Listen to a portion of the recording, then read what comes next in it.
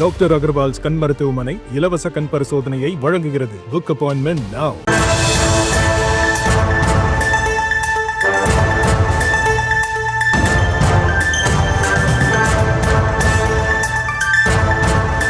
முதலமைச்சர் மு.க. ஸ்டாலின் தலைமையில் திமுக மாவட்ட செயலாளர்கள் கூட்டம். ஒவ்வொரு வீடுகளும் நேரில் சென்று பரப்புரை மேற்கொள்ளும் ஓரணியில் தமிழ்நாடு உள்ளதாக கூறியுள்ளார்.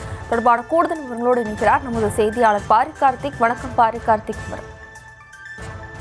வணக்கம். தமிழ்நாடு முதலமைச்சர் திரு மு.க. ஸ்டாலின் அவர்கள் தலைமையில் தற்போது காணொலி காட்சி வாயிலாக திமுக மாவட்ட செயலாளர்கள் மற்றும் நாடாளுமன்ற உறுப்பினர்கள், சட்டமன்ற உறுப்பினர்கள், 234 தொகுதி பொறுப்பாளர்கள் என அனைவரின் கூட்டமும் நடைபெற்றது.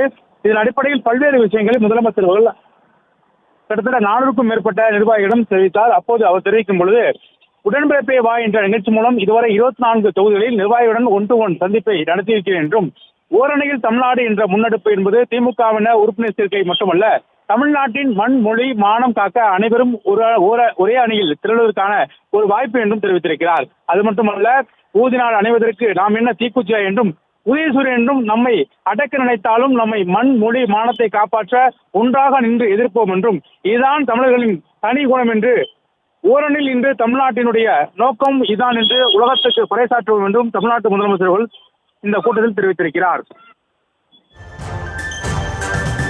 விவரங்களுக்கு நன்றி பாரி கார்த்திக். டாக்டர் அகர்வால்ஸ் கண் மருத்துவமனை இலவச கண் பரிசோதனையை வழங்குகிறது. Book appointment now.